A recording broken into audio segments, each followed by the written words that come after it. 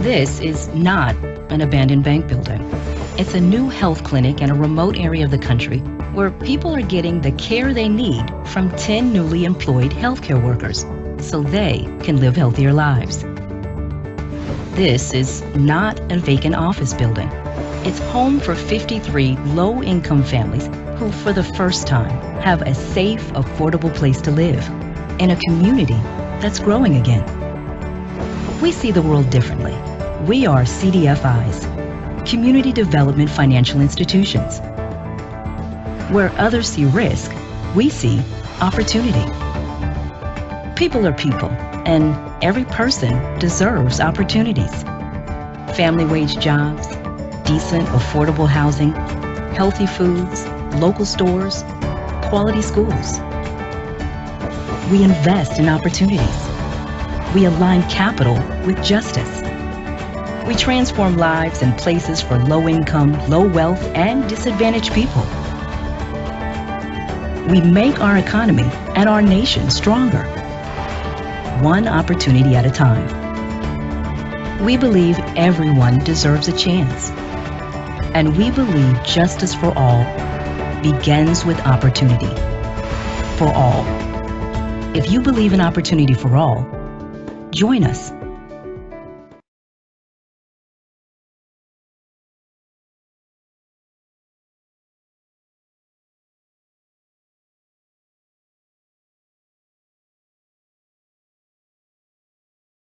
Okay, hope you enjoyed that. It's just a promotional video from Opportunity Finance Network, which is the membership industry association for CDFIs. And so we'll go ahead and get started now with the presentation. Thank you.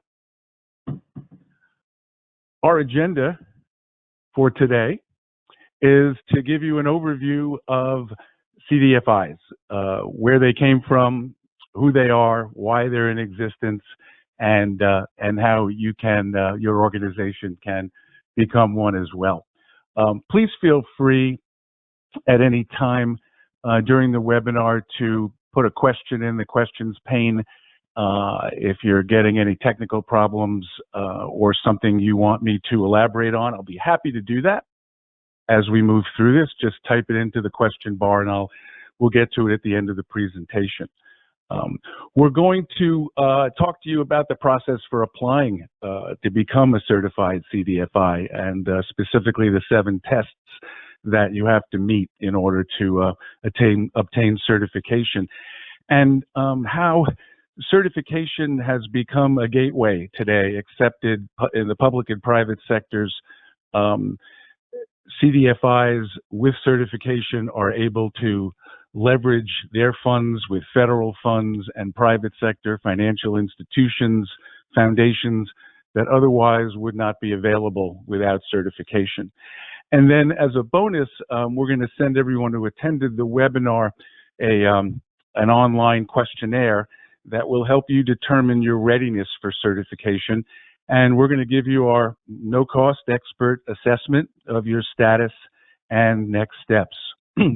Okay, so who is Friedman Associates? Who is Jason Friedman? Why are we here today? Well, we are a national CDFI consulting firm, and our mission is very simple. It's to build and grow remarkably successful community development financial institutions.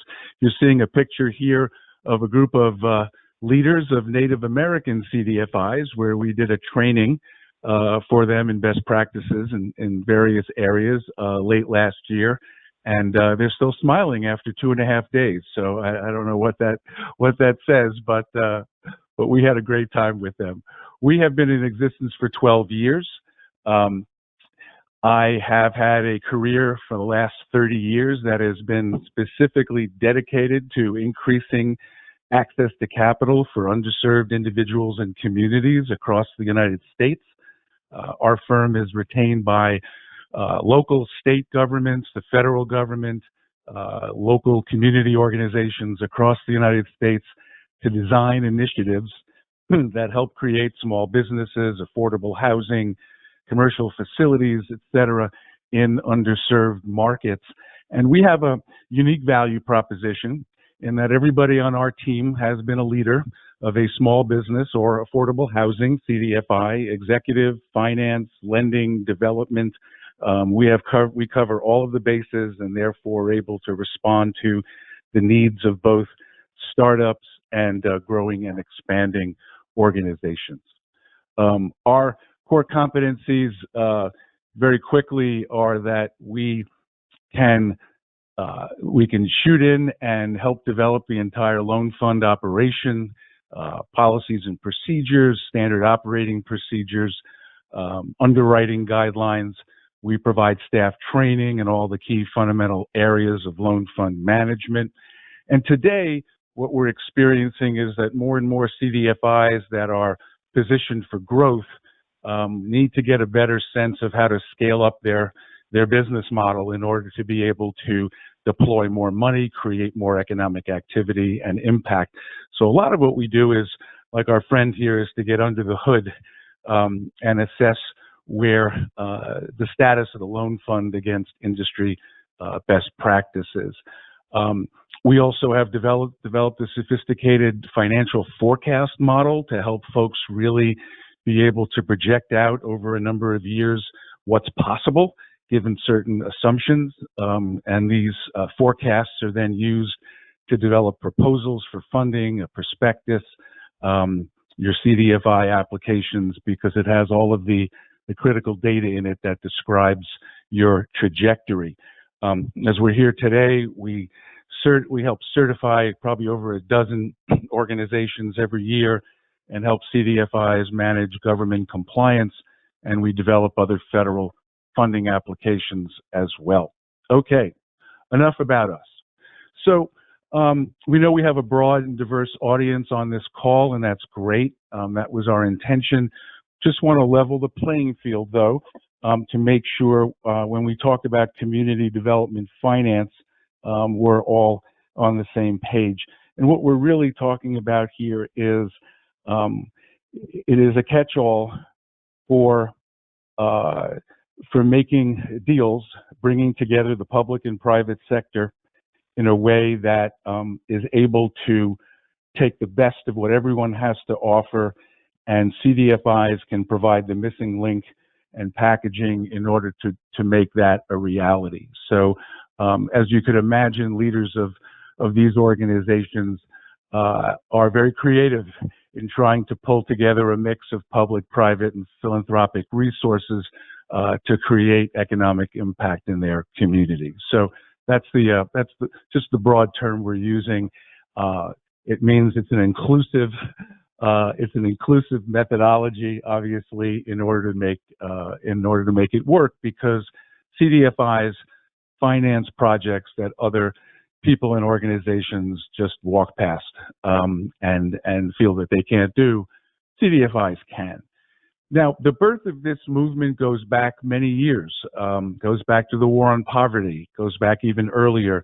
Everyone here is familiar with the concept of redlining, of excluding neighborhoods from economic activity and housing development. This is an old map that we pulled up, and you can see the red areas where people will not be able to get favorable pricing for mortgages and loans and small business loans.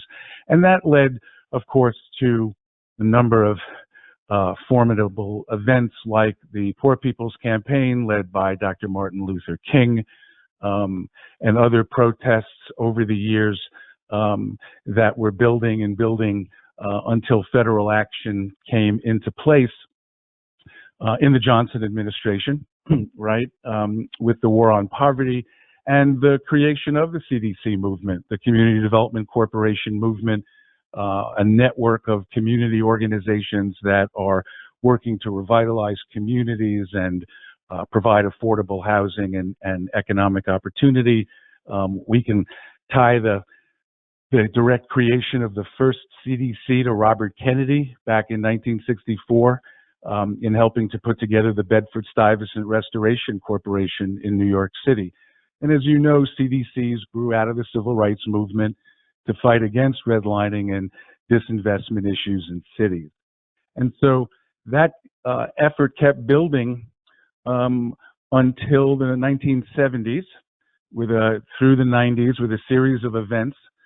President Carter signed the Community Reinvestment Act into law in 1977, which, as you know, provided incentives and encouragement to banks to lend in underserved communities. 1986, the low-income housing tax credit, very popular and widely used as an economic development tool. A lot of folks don't recall that it was the first President Bush that actually signed into law a bill that now created the ability to evaluate bank activity in terms of their investments in underserved communities. Formative era. In 1994, the Community Development Financial Institutions Fund was created within the Treasury Department, specifically to provide capital to organizations that are catalysts in their communities to get projects done that otherwise wouldn't happen. And then in 1999, further regulations were put in place to put real teeth into the CRA Act and give banks credit for the investments that they make. And so there's been a history over the last 20, 30 years of continuing to improve the regulatory environment. And so where we've come to today is, as you can see in this faded map, all of those dots represent investments in small businesses, commercial real estate projects, affordable housing, community facilities all over the United States. And so where we are today is that it is across the board politically and otherwise recognized that CDFIs are private financial institutions that are dedicated to delivering responsible and affordable lending to help underserved people and communities join the economic mainstream. I think a key takeaway today is that CDFIs are doing deals, opportunities that are credit worthy, but are beyond the reach of traditional credit sources, right?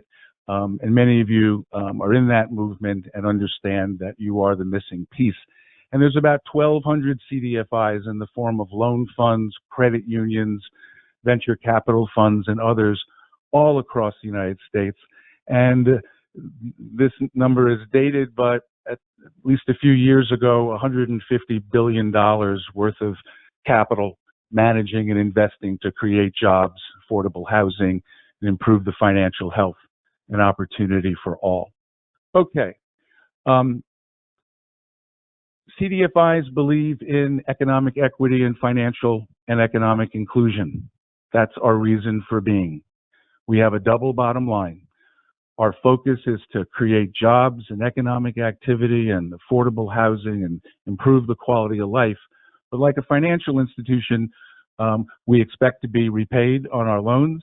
These are not giveaways or handouts, and any myth about that has been dispelled for many years now.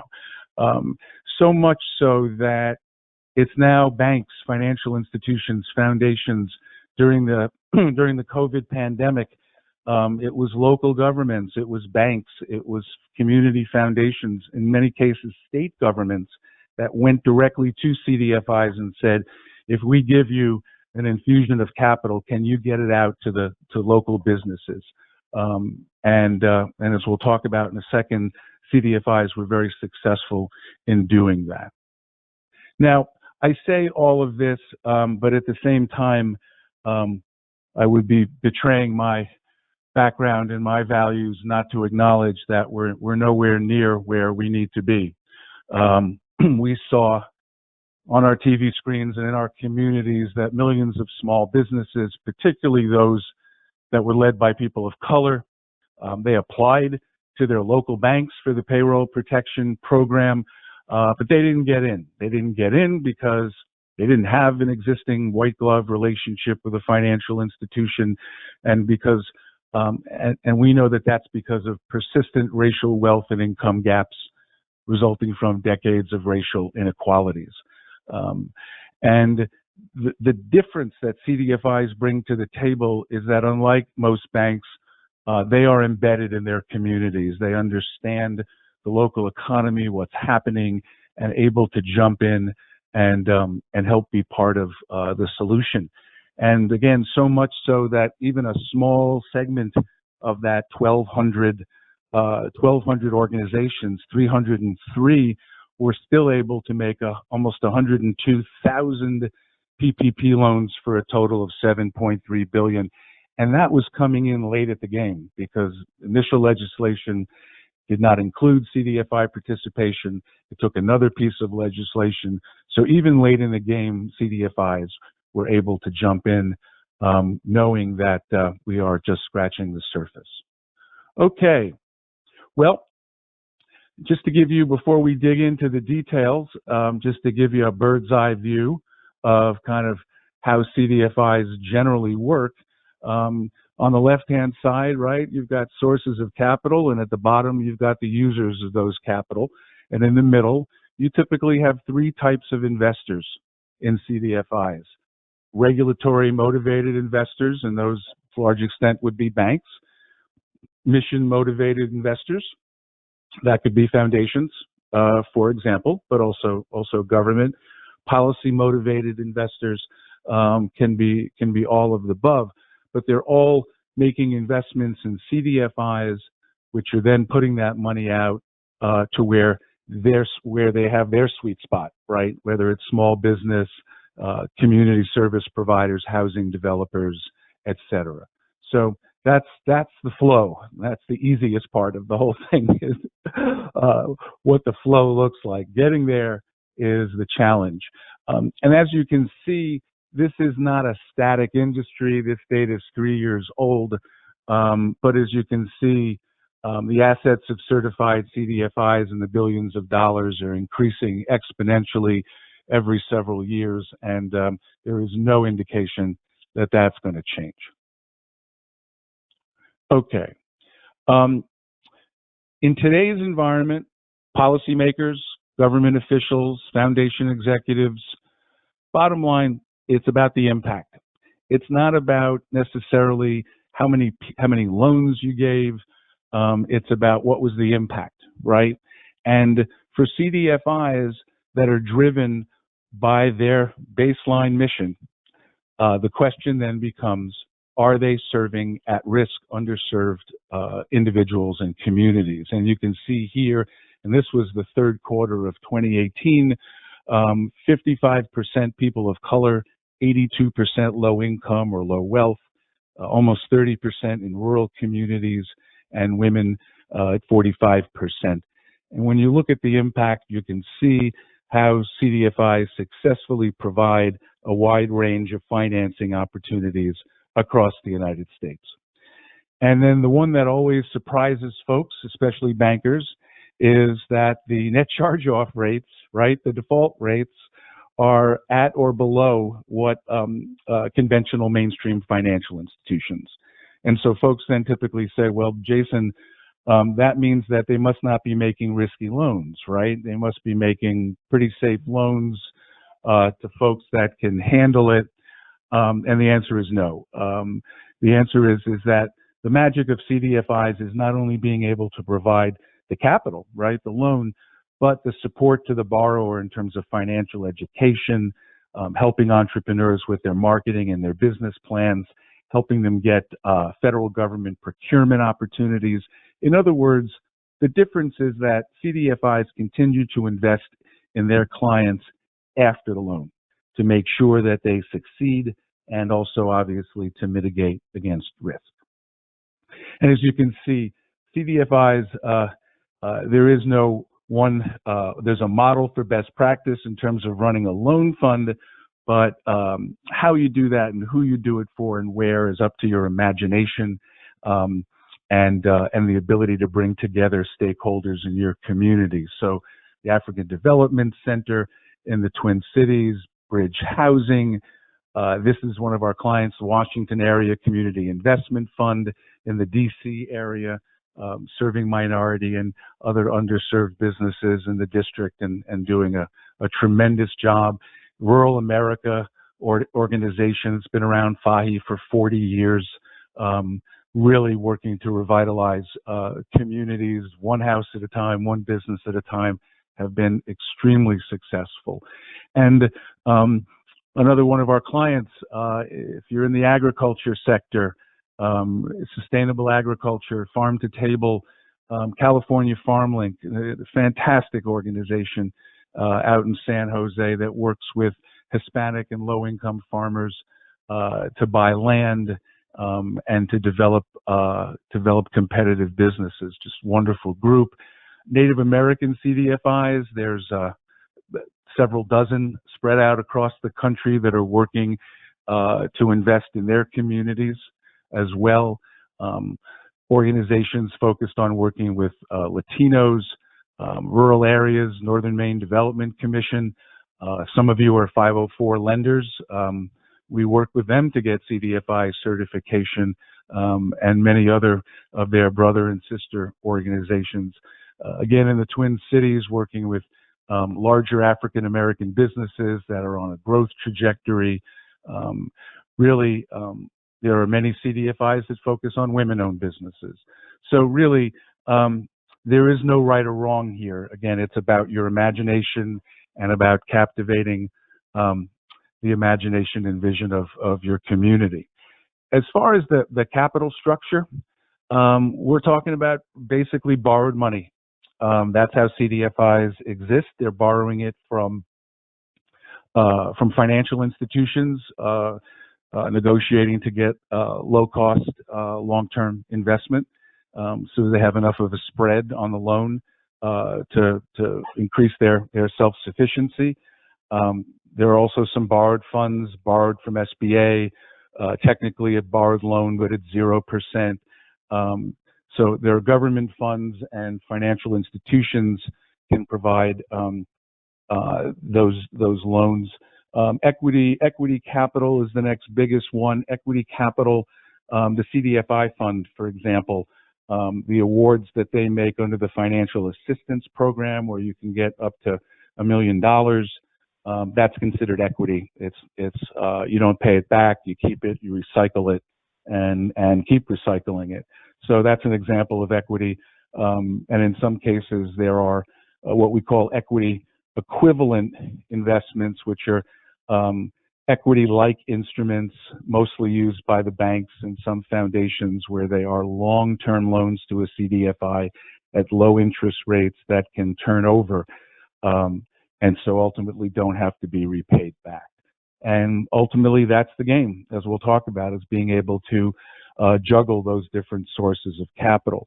I talked about equity. Equity is the holy grail. Equity allows us then to raise additional debt capital to put out to borrowers. Equity, as you know, acts as a cushion to protect against senior debt investors from losses and increase the earnings of the CDFI, and it also enhances your flexibility. More equity allows you to borrow more money at very favorable terms, leverage it, and get it out the door. And so again, people say, well, I already do a lot of this. Why do I need to be certified? Well, you need to be certified because, for one, you won't be able to access a number of these resources without certification. Also, it has become pretty much today a badge of honor, meaning that you meet the minimum requirements to be an effective community lender, so that you don't have to be vetted in that way by funders. If we want to talk about drilling it down just a little bit before we move on, and this is nationwide, so it differs in other markets, but 33% of the funds come from banks, 15% from the government, corporations 8.5%, philanthropic religious foundations 10%, individuals 5%. And of course, as those of you on the call that manage multiple funding sources, that's where a good finance manager, CFO, comes in, because they invariably will have differences in terms of the length of the investment, the rate of the return, what they'll fund, and what the geographic requirements are, restrictions are. So again, it's a constant juggling game. And as I said, today, having that sticker on your website is a sign to the financial community and government that you have hit the first most important benchmark on your way to becoming a impactful CDFI. You've gotten certification. It is literally the good housekeeping seal of approval. Okay, so what we'll do right now is, and again, feel free to enter in any questions as we go along, but what I'm going to do right now is drill down into what's required to get that certification, okay? And I understand that we have folks on the call that may just be in the process of starting a loan fund. They already have an organization doing a whole number of different things in their community. They're interested in starting it. We have folks on the call that are currently providing loans in their community, and they want to learn more about whether they're qualified for certification. And then we often have folks on the call that already are lenders, but if they are SBA 504 government guaranteed lenders, those transactions don't qualify for CDFI certification. So like Northern Maine and many other SBA 504 CDCs are looking to see how they can adapt their business model to be able to not only get certification, but frankly, and expand and deepen their mission to reach more people in their community. And so the tests are pretty simple. Some of them are pretty simple. So for example, you have to legally exist. You have to have a primary mission that's related to community development. You have to be a financing entity. In other words, you're already making direct loans, arm's length transactions. Target market is something we're going to talk a little bit more about because it can be confusing to some folks. You have to designate either a population or a geography that you're focusing your activity. Development services, as far as this conversation, just consider it technical assistance, right? Counseling, training, workshops, referrals to other partners, services you provide that help increase the likelihood of that borrower succeeding. Accountability, I'll mention it's important because accountability relates to your governance structure.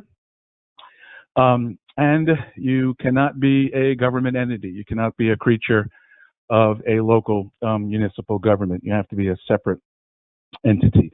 So those are the 7 tests, and many of you on the call already see that you may fit most of them, or you think you may fit all of them, and now we'll tell you for sure. And then you'll get this questionnaire, which we will be able to specifically assess your readiness to get going. So we talk about mission driven. I want to be careful here because that term can be overused a lot. When I mean mission driven, we're talking about an organization that exists not just to provide capital, but to provide capital to create economic and social change. And that somehow must be reflected in your mission statement. And more than 50% of your assets have to be devoted to lending activities. So in other words, any percentage of FTE time that's spent touching that application from beginning to end, the loan assets that you have, et cetera, and any related assets, more than 50% of your assets, meaning 50.5, have to be devoted to lending activities to meet that test. Now, what CDFIs have in common with other mainstream financial institutions is that they have 2 primary financial needs: debt capital, right, to lend and invest, and they need equity, grants and grant loans for capital and operations to support you and your investment activities, because you will need to make, just like any business, strategic investments in the operation in order to be able to scale up, in order to be competitive for funding, and most importantly, in order to be able to have real tangible impact in your community. And this requires people on your team that understand community development finance as opposed to mainstream finance, that they understand what tools are needed in order to do that effectively and functions, how to manage risk appropriately, and have to demonstrate that they really understand the barriers to accessing capital that are systemic, institutional, and individual in their community. Okay. Now, as far as financing, there are no restrictions on what types of loans you can provide. It really comes down again to what are the gaps in the community, what's capturing the imagination of stakeholders that people want to come together and support you. It can be consumer lending, down payment assistance and first mortgages, housing, affordable housing development, commercial development and rehabilitation, nonprofit facilities. CDFIs have financed healthcare centers, daycare facilities, youth facilities, infrastructure loans, and micro and small business lending. So there's no restrictions on anything other than people ask me, what about the terms? Well, obviously, CDFIs are not charging predatory rates for this financing, and that you would show that you're at market and below market rates, because that's in many cases will make the difference in in folks being able to get that loan and afford that loan. CDFIs are no different than quote regular bankers in that they're disciplined lenders, right? They've got a lot of money from different sources to manage, and they manage that risk by making sure they have an adequate loan loss reserve and equity capital to cover potential losses. Most small business loan funds may have a 10% reserve, again, depending on their risk tolerance. We can talk about that in a minute. Having reserves, really sound portfolio management and risk rating, being able to, at any time, being able to look at the quality of what's happening with those loans and be able to adjust the risk and your loss reserves accordingly. That you're offering training and technical assistance either before and after loan closing in some tangible way, and you expect to be repaid. Again, many loan funds, nonprofit loan funds, with great intentions, many years ago, just inadvertently left the impression that these were grants, that they didn't have to pay the loans back, and those shops unfortunately are not in existence today. And obviously, you know your clients, right? This is not a arm's length situation. Folks are in using your computer labs, meeting with a mentor, working on a procurement contract, etc. And market driven. So for example, many of you are familiar with kind of the healthy foods movement, and there's been a whole financing component to that, trying to fund groceries in deserts, in food deserts, trying to make connections, better connections from the farm to table continuum. CDFIs jumped in there and became experts in healthy food financing, in financing healthcare facilities. Many other areas where there was a gap in the market, this is where CDFIs came in and made the difference. Okay, now I want to talk about target market because this can be a tricky one. But you have three options, which are not mutually exclusive in terms of designating the characteristics of your borrowers. So many organizations, a number of the ones I showed on the screen earlier, they work predominantly with low-income folks, regardless of race and anything else. Not more than 80% of the metropolitan area median family income. Okay, so you're telling the CDFI fund in an application that your target market is low income. Okay, that's an option. Many other organizations, I showed ones that focus on African Americans or Hispanics or African immigrants, the CDFI fund created another target market designation called, very elegant, called other targeted populations. And the idea back in 1994 was that there are groups of people in our society that have historically been denied access to credit and adequate access to capital, so that income isn't a guideline here. In other words, if you're working with Black and Hispanic and Native American homeowners or entrepreneurs, the fact that they self-identify as one of these groups automatically means that they can get funding from a CDFI. So some groups have that. And then the last group is what we call investment areas. And so if you think of the first two categories as kind of people-based, the first one's income, but it's for an individual. The second is a specific race or ethnicity. The third one is geographic areas, and one that you may be most familiar with in basically you are lending money to projects in poor communities and distressed areas with the expectation that they will be a catalyst to investment and development and job creation. And so there are many CDFIs that are focused in that direction, especially if they do commercial real estate, or if they do, in many cases, affordable housing development, not lending to single homeowners. And so we'll show you what that looks like. But basically, investment areas are basically contiguous census tracts, okay? And again, I'm sure you're familiar with this with other government programs. You have to meet one or more, but just a minimum of these criteria in order for an area to be deemed an investment area, okay? So you can see high poverty, high unemployment, low income, located within an opportunity zone or an empowerment zone. There's several criteria that can work for both rural and urban areas, and you have to meet at least one of the following. Okay.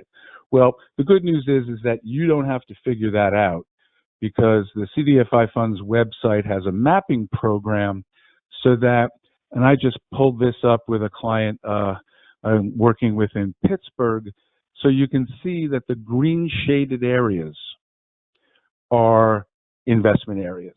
And what it means for that entity is that 60% of its loans have to be in the green shaded areas. The other 40% can be elsewhere. Okay? And so it's very easy to take your footprint, put in some information, and spit out a map of your neighborhood, your city, your county, your region, to see exactly whether that will work for you as far as that 60-40 criteria. And again, 60% of activities must be in the target market if it's low income, African American, Hispanic, Native American, or investment areas.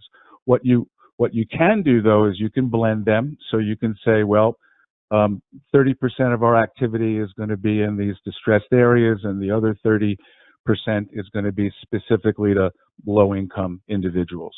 As long as your loan data shows that you're at 60% there total in terms of number of loans and dollar amount of loans, then you meet that test.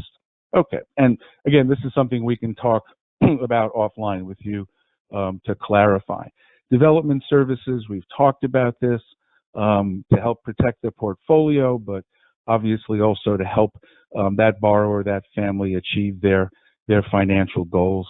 The important thing to know here is that this is not, the CDFI Fund did not want to make this an undue burden on organizations. So if you already provide some of these services, then you meet that test. If you don't, the expectation is not that you'll have to reinvent the wheel, but that you could partner with another organization that, let's say, provides financial education or home ownership counseling or a small business development training class, that you would have an MOU with that organization and how that relationship works, and that is included in your certification application to meet the test. Okay. Last one I mentioned was accountability.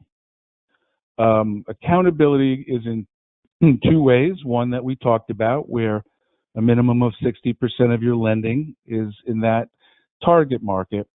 But it also has to deal with if you're a nonprofit, your board of directors. So the idea here is that the CDFI fund wants to see that there are individuals around that table that represent that specific target market. If it's low income, it could be another service agency in the community. It could be clergy. It could be any number of organizations that, in some way, shape, or form, their work is in interacting with low income communities and improving their lives. And if it's an investment area, it could be, another developer, a business owner. You have lots of flexibility there. And not only that, but you only need to show that 30% of your board represents that target market. So if we just take an even number of 10, the CDFI fund would want to see that at least 3 people on that board represent that market, understand what's going on in those neighborhoods, can provide guidance and counsel and direction to you. And that's a pretty low bar as far as I'm concerned. Most organizations exceed that just by the nature of their mission in general. If you are an LLC, I want to make that clear. You don't have to be a nonprofit to be a CDFI. So you can be a limited liability company. And in this case, you would have to create an advisory board of people in the community, in your industry, that it's non-fiduciary, it's not illegal, it doesn't have legal requirements, it's advisory, it's guidance, it's strategic, it's making sure that you're meeting the tests of certification. I would say, though, the only potential disadvantage for an LLC getting certification is that, by and large, foundations and financial institutions do not give grants and low interest loans to LLCs. That they prefer the not-for-profit model because of the way it's structured and the way, in terms of its accountability. So that's going to be something to keep in mind. And as you can see, you have a wide variety of professionals. What it really comes down to is, who do you really want around the table that has a vested self-interest in your success, and then by you succeeding also benefits what they're doing and their community as well. Okay. And so that's I have a few more slides. That's the broad overview here. Very 10,000 feet. But some of you may be thinking right now, well, Jason, based on everything that you laid out, we don't meet the financing test. I mean, we make loans, but we're a larger, broader-based organization that does workforce and maybe human services and other things, and we can't hit that 50.5% as far as our loan activity. Well, that's okay. There's a workaround that we come into very frequently. We're helping that organization set up a subsidiary, a spinoff, that is a separate entity but can be tied appropriately to the parent, but is seen as a separate 501c3, but there are ways that there can be crossover. That entity would be the lending arm, and it can be closely connected through the bylaws and the articles. You can have an MOU so that you're not creating a whole new staffing infrastructure. The parent can staff what I call the emerging CDFI, and if it provides the development services, for example, great, HR, right, accounting, you don't have to replicate anything. So literally, you could start a CDFI off without staff and use a shared staff person to begin to operationalize the organization until it grows and it can handle more funding. So and This is really a fairly straightforward process, especially since you're not recreating everything. What's even better is that if you are a lender right now and you have a portfolio of loans that would be appropriate for the CDFI, you can move that portfolio over to the balance sheet of the new entity so that you are showing that there is, you're capturing the activity of the parent without losing that opportunity, right? Which is pretty significant. So if you transfer that money over and then make a handful of loans off the balance sheet of the new entity, you can apply for certification, which is frankly an accelerated process that has not been publicly widely known before. But it is approved by the fund, and what this means is that if you put an entity on the books within the next couple of months, transferred over the capital, and made some loans, and had a few months of activity, and met the other tests, that you could potentially be certified by the end of this year. And that's significant because that would then put you in line next spring to apply for funding from the CDFI fund and get your toe in the water there for your first shot of equity capital. And that obviously that scenario is under the best case situation. So where I'll leave you, and we'll have just a couple wrap ups, but questions you may want to ask internally.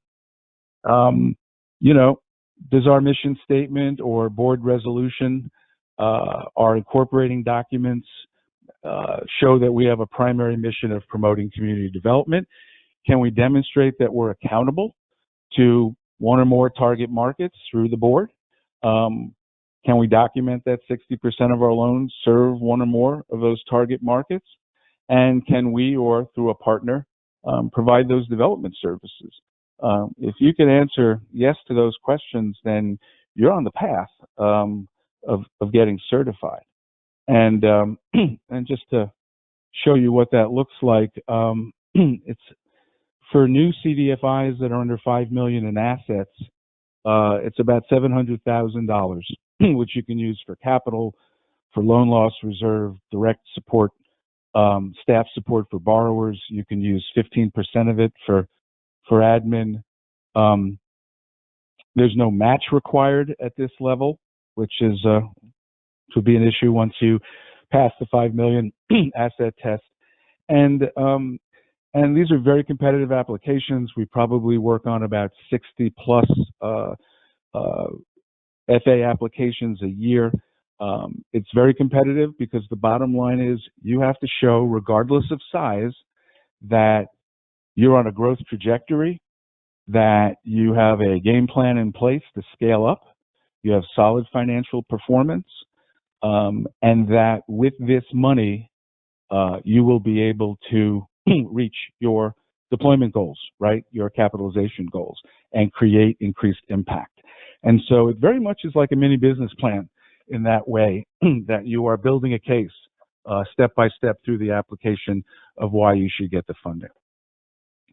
And then what you can do is you can leverage that money. So for example, when you get beyond the 5 million asset test and you have to come up with a dollar for dollar match, right?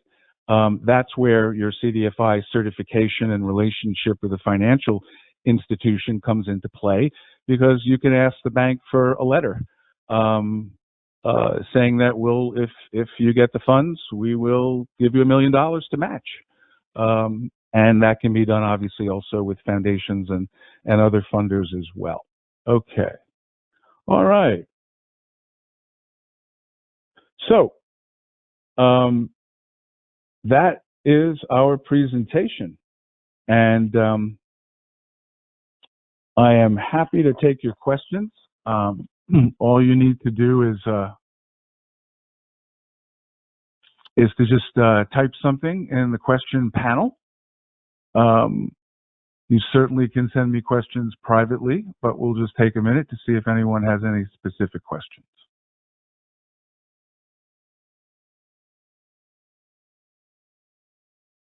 Okay, we've got a quiet group today. We spent over a half hour yesterday on questions, so you guys are well ahead of the game. That's great. And so while I wrap up here, I will tell you that Friedman Associates writes these applications. We do over a couple dozen a year. We have a extremely high success rate, and that's because we know the application inside and out, and don't submit it unless we know it will be approved. And so we certainly can talk with you about preparing your application. You have my email address, my contact information, so feel free to reach out. What we will do is we will send you a recording, a full video recording of this webinar, and I will also send you a link to this brief survey that, if you fill out and complete, I will be able to know immediately what your readiness is to actually apply for certification. Also, a webinar participant yesterday asked questions about the guidelines, or at least the standards in terms of financial ratios and performance of CDFIs, and I will also send you a list of what those key financial ratios are that you need to keep in mind.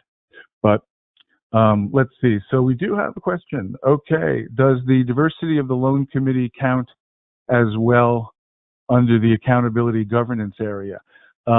Actually, no, it does not. The fund wants to see evidence of a loan committee, and that the folks on the loan committee have the credentials to be able to support you, but the accountability test does not include the loan committee.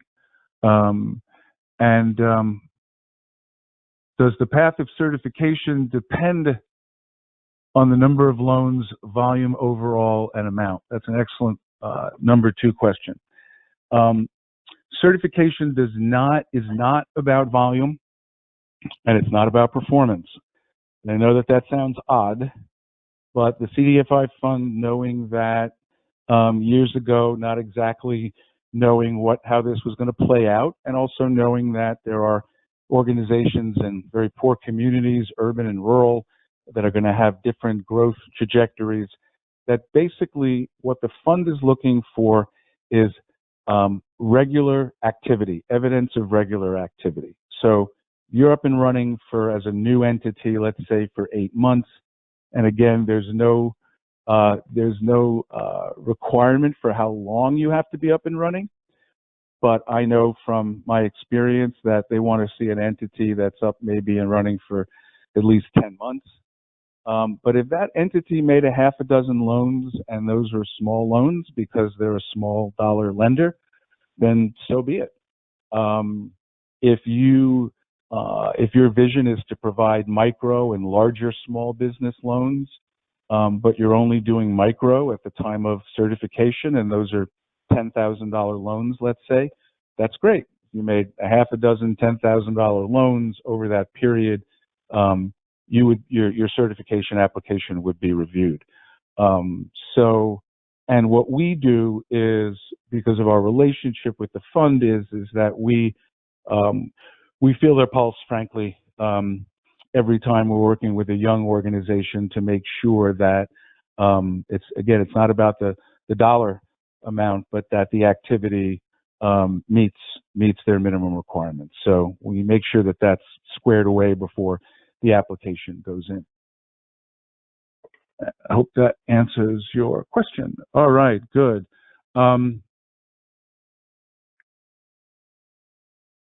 Okay.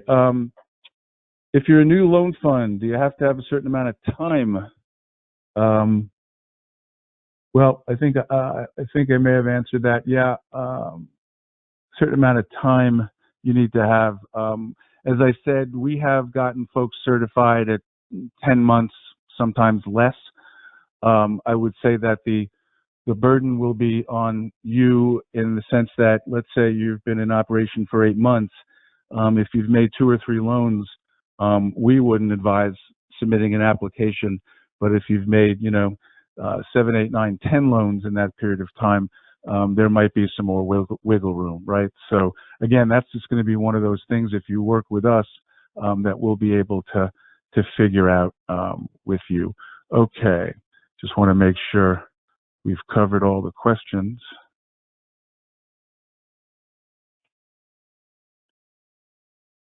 Okay. Okay, so next step is you'll get the self-assessment, right? And it'll be very obvious now that you've gone through the webinar with me.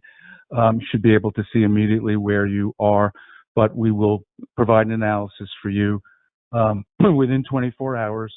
And then feel free to contact me for a quote. We charge there's no mystery in our pricing structure. We charge $10,000 for a certification application. That's to prepare the application, to work with you to make sure that you're ready to submit. Prepare the complete application for you, and then track it with the CDFI fund to make sure that it goes through and that it is approved. So feel free to reach out to me on that, and any other questions that you have about this process. After all these years, it's still hard to go to one source to get everything you need to learn about how to do this. And for the last 30 years, that's been, whether I've worked for someone else, for another organization, or in my own shop, it's been part of my mission to try to level the playing field and provide this information to folks as much as possible. So I want to thank you for hanging in there and being with us, and look forward to following up with you. Take care.